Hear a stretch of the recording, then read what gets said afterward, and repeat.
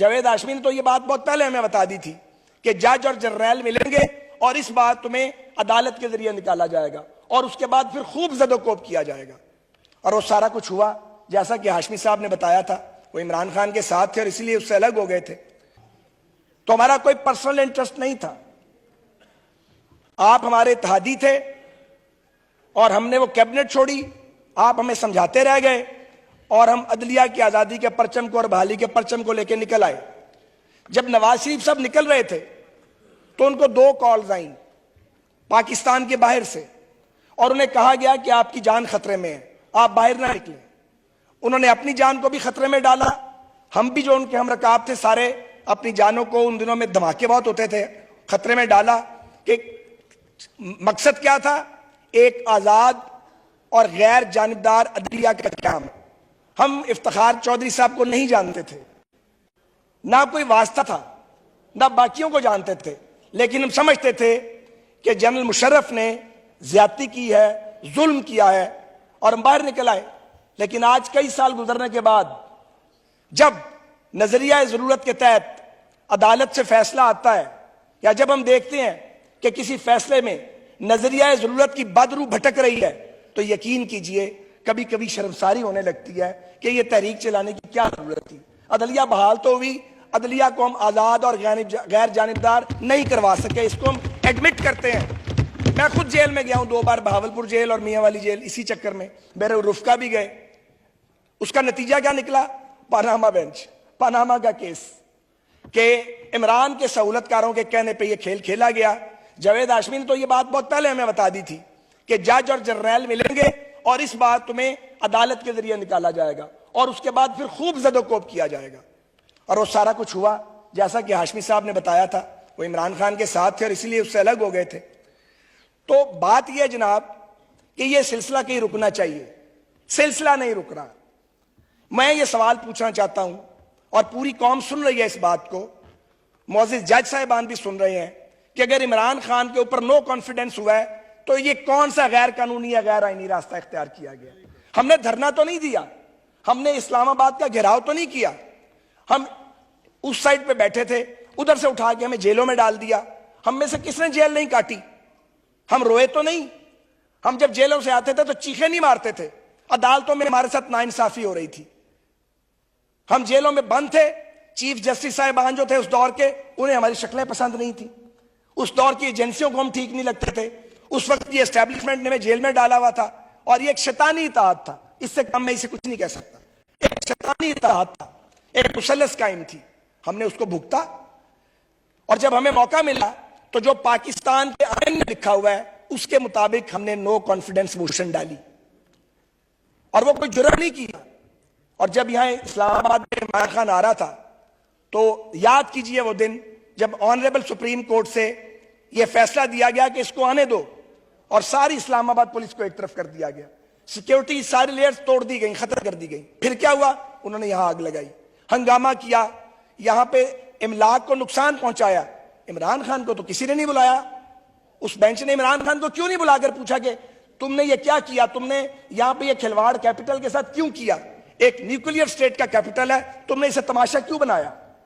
कोई एक वाकया जनाब। और आज जो फैसला आया है, इस खराबी की बुनियाद मैं बिला खौफे तरदीद ये कहना चाहता हूं, इसकी बुनियाद वो गैर मुनसिफाना, गैर कानूनी और गैर आईनी फैसला है जो पंजाब असेंबली के 25 अरकान को डिस्क्वालीफाई किया गया। वो इस खराबी की बुनियाद है कि तुम्हारे वोट भी नहीं गिने जाएंगे और तुम्हें डिस्क्वालीफाई भी किया जाएगा। गोया जुर्म नहीं किया मगर तुम्हें डिस्क्वालीफाई कर दिया गया। हम चल पड़े पाकिस्तान को डिफॉल्ट से बचाने के लिए। हमने इमरान खान के गुनाहों का छाबा अपने सर पे उठा लिया। हम IMF के उस नामुकम्मल प्रोग्राम को ठीक करने के लिए चल पड़े। ऑब्वियसली कीमत बढ़नी थी और हमें धकेल दिया गया कि जाओ जाके अब महंगाई से इलेक्शन लड़ो। तो नतीजा आपके सामने है। और जब रिव्यू डाला गया, सवाल यह है कि उस रिव्यू को सुना क्यों नहीं गया? आपने रिव्यू को बैक बर्नर में क्यों डाला?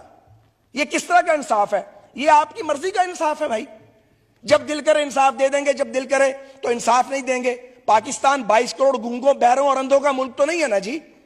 और यहां जो लोग बैठे हुए हैं वो तो सारे 13-13, 14-14 बार जेल काट आए हैं। डिस्क्वालिफिकेशंस का भी कोई खौफ नहीं है किसी को। तो क्या इस मुल्क को इस तरह लेके चलना है? लोग भूख से मर रहे हैं, यहां नए नए खेल खेले जा रहे हैं, यहां एक आदमी को फिर वापस लाने के लिए फैसिलिटेशन की जा रही है। पहले लैब के जरिए पॉलिटिकल इंजीनियरिंग की गई, अदालतों के जरिए की गई, एजेंसियों के जरिए की गई, अब भी वो रास्ता नहीं रुक रहा, वो सिलसिला बंद नहीं हो रहा। तो ये सिलसिला हमें कबूल नहीं है और हम इसमें खामोश नहीं रहेंगे। मैं बड़े एहतराम से कहना चाहता हूं कि यह गलतफहमी दूर कर दी जाए कि कोई सियासी कारकुन, कोई सियासी जमात इस नाइंसाफी पर चुप रहेगी। हम चुप नहीं रहेंगे, हम बात करेंगे, हम सवाल पूछेंगे।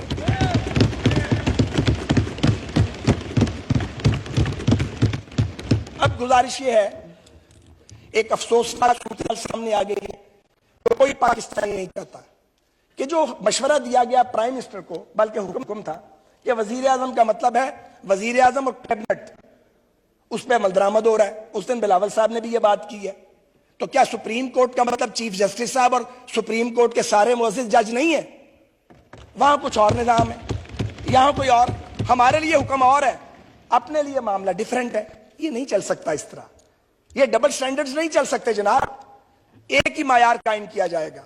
और हम देख रहे हैं कि हमारे मुकदमात में सर्टन कुछ मखसूस लोग हैं, उनको बेंच में बिठा दिया जाता है और बाकियों को नहीं बैठने दिया जाता।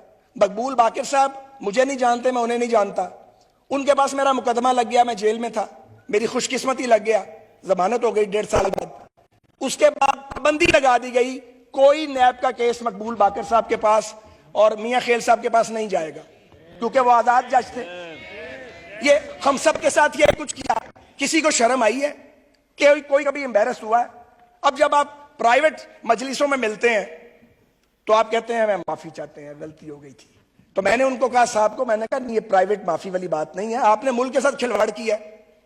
तो ये काम हम क्यों करते हैं कि जब हम फारिग हो जाएं तो उसके बाद माफिया मांगनी पड़े या हम माशरे में जाने के काबिल ना रहे? ये बड़ी ज्यादती है। अब आप ये देखिए कि गवर्नमेंट क्या करे। 4-3 का फैसला, जो 4 जजेस कह रहे हैं कि ये दुरुस्त नहीं है, 3 साहिबान कह रहे हैं कि दुरुस्त है, तो 4-3 के फैसले को माने या 3 के फैसले को माने? हमें आपने किस दोराहे पे लाके खड़ा कर दिया जनाब? आपको चाहिए था कि आप अपने हाउस को इन ऑर्डर करते। आपका हाउस इन ऑर्डर करना आपका काम है, हमारा काम नहीं है। अब यह कहा जा रहा है कि जी आप पंजाब में इलेक्शन कराएं। मैं इसके सियासी पहलू पे बात करना चाहता हूं। मिस्टर स्पीकर, मुझे पता है रोजे का भी है, अभी 40 मिनट बाकी है, मैं 10-15 मिनट में खत्म करता हूं। क्या पाकिस्तान 4 वफाकी इकाइयों पर मुश्तमिल मुल्क नहीं है? क्या पाकिस्तान का आइन 4 फेडरेटिंग यूनिट्स को इकट्ठे करके एक रियासत नहीं तश्कील देता? वो ये नहीं पता आपको? और अगर आप पंजाब में इलेक्शन करवाएं, उजलत बड़ी है पंजाब में इलेक्शन की, बड़ी जल्दी है। इवन केपी में भी वैसे इलेक्शन की जल्दी नहीं है जैसे पंजाब में जल्दी पड़ी हुई है कि किसी तरीके से ये वापस आ जाए, ये बहरूपिया किसी तरीके से वापस आ जाए। तो फिर आप 2 मिनट के लिए इमरान की और हमारी सियासी जो इख्तिलाफ है उसे एक तरफ कर दें। आप ये सोचें, पंजाब पे ये तारीखी तौर पे इल्जाम लगता रहा है कि ये बड़ा सूबा है और ओवरवेलमिंग मेजॉरिटी है और ये डोमिनेट करता है वफाक के ऊपर। तो आप पंजाब में इलेक्शन करवा दें, आप केपी में इलेक्शन करवा दें, 4 महीने के बाद आप कौमी असेंबली का सिंध और बलूचिस्तान का इलेक्शन कराएं, तो ये कैसे मुमकिन है कि पंजाब और केपी के हुक्मरान इलेक्शन को बिलखसूस इन्फ्लुएंस नहीं करेंगे? और जब वो इन्फ्लुएंस करेंगे तो आइन सिर्फ ये नहीं कहता कि 90 दिन में इलेक्शन कराओ। ऐसा आइन हमें पढ़ाने की जरूरत नहीं है, हम भी आइन पढ़े हुए हैं। हम यहां सारे जाहिल नहीं बैठे हुए गांव में माजे, 40-40, 50-50 साल की स्टैंडिंग है, हम सब ने पढ़ा हुआ है। हमें आइन की दस्तक पूरी सुनाई देती है। आइन की दस्तक सिर्फ ये नहीं कहती कि 90 दिन में इलेक्शन कराओ, आइन की दस्तक ये कहती है कि गैर जानिबदार भी होना चाहिए, ट्रांसपेरेंट भी होना चाहिए। तो जो पंजाब का हुक्मरान होगा और जो केपी का हुक्मरान होगा, कौमी असेंबली के और बाकी सूबों के इलेक्शन को कैसे इन्फ्लुएंस नहीं करेगा? तो फिर ट्रांसपेरेंसी किधर जाएगी, फिर गैर जानिबदारी किधर जाएगी? इससे भी ज्यादा इंपॉर्टेंट बात है, फिर किसका बन जाएगा ये इलेक्शन? ठीक कहा गया। तो मैं ये सवाल पूछता हूं कि मर्दमशुमारी बीच में है, बल्कि कंक्लूड होने के करीब है, लाखों नए वोटर जो हैं वो मौजूद हैं। आप पुरानी मर्दमशुमारी पे और पुरानी डिलिमिटेशन पे बजीदा के इलेक्शन करवाओ, तो वो जो लाखों वोटर जो पैदा हो चुके हैं और जो मौजूद हैं, उनको जब हक के राय दही नहीं मिलेगा तो वो इस जुडिशियल ऑर्डर की वजह से, जिसे जुडिशियल ऑर्डर कहा जा रहा है, उसकी वजह से नहीं मिलेगा। तो उनको आप कैसे किसी वोटर के हक को डिनाई कर सकते हैं कि तुम वोट ना डालो? तो सवाल यह है, वसाइल की तकसीम का मामला, डीलिमिटेशन का मामला, इलेक्शन को इन्फ्लुएंस करने का मामला, और जनाब स्पीकर टॉप ऑफ इट, क्या गारंटी है कि अगर यह इलेक्शन हो जाए तो इसके नताइज को सब मानेंगे? हमने 71 के सानहे से सबक क्यों नहीं सीखा? हम सबक क्यों नहीं सीखते? हम जाती ख्वाहिशात को हम क्यों गालिब आने देते हैं कौमी मुफादात के ऊपर? और उस दिन मरियम नवाज साहबा ने जो बात की थी, उसका एक गवाह मैं भी हूं। हमें कहा गया था